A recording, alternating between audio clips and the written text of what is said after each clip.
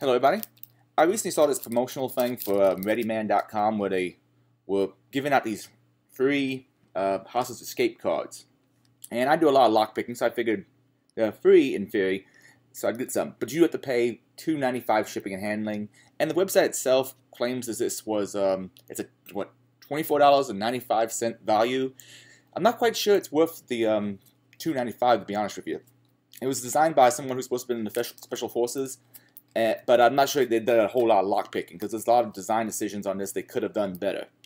To give you an idea of what all things are in it, this is the default card.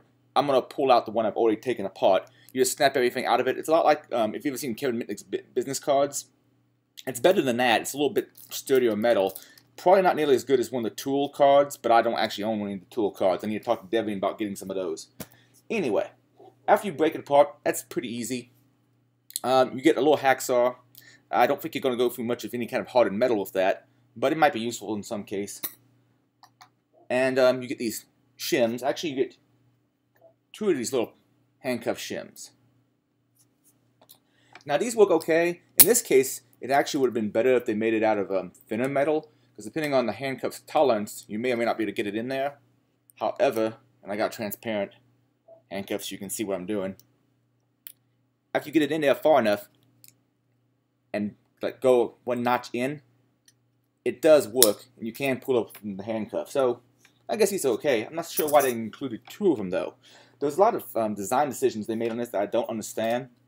For instance, all this outside, they could have made that into several more tension tools of varying sizes that'd be really useful, or make another pick out of it, or anything. And I'm just really not sure why there's two shims in there.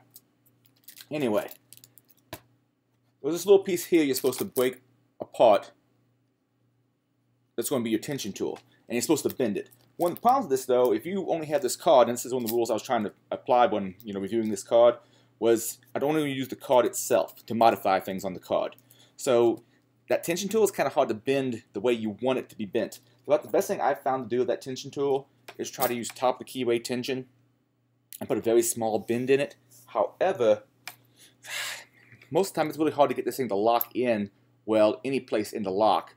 And I think they could have done a lot better. I can get it in there pretty well to go counterclockwise, but not all padlocks are going to go counterclockwise. This master lock will, but I don't know. The tension tool is really lackluster. And the choice of picks,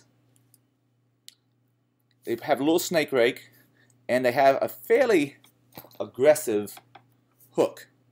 Now the hook I think is a little too aggressive, and mine's a little bent backwards because I used it quite a bit.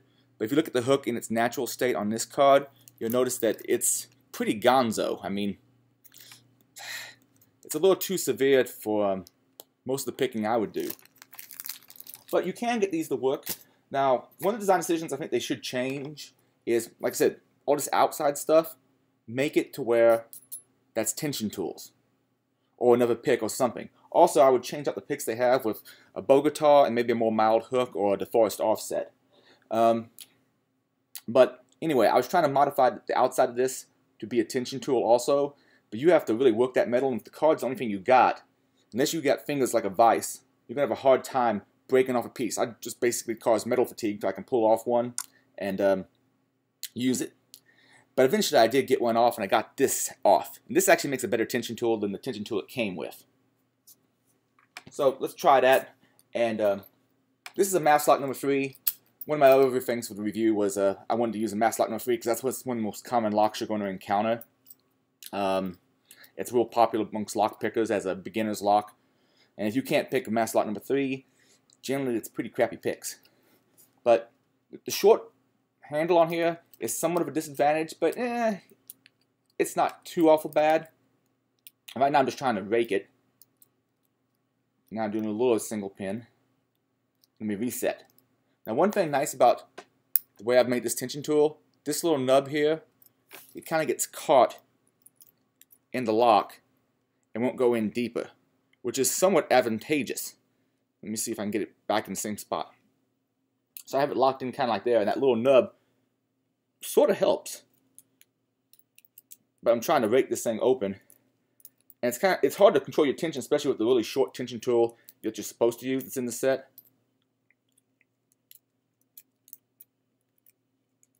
Alright, let me go with the intended rake. Occasionally have to reset your pins. And eventually you can get it open. Like I said, I don't think this is the best possible card you could have. It definitely wouldn't be worth what they said the retail cost would normally be, which was $24.95. But hey, for free shipping and handling, you get some shims. To show people it's nice for that, I suppose. If I was to redesign it, I would, if it's purely for lockpicking, I'd of course get rid of the saw. I'd also get rid of one of the shims. I'd make a more mild hook, put it in a Bogota style rave rake, or even make the Bogota rave rake and the companion hook also be tension tools at the same time, like a normal Bogota is, and maybe put some other sort of lockpick in there, like the Forest Offset. But that's just a quick review of this Ready Man Hostage Escape card. Have a good day.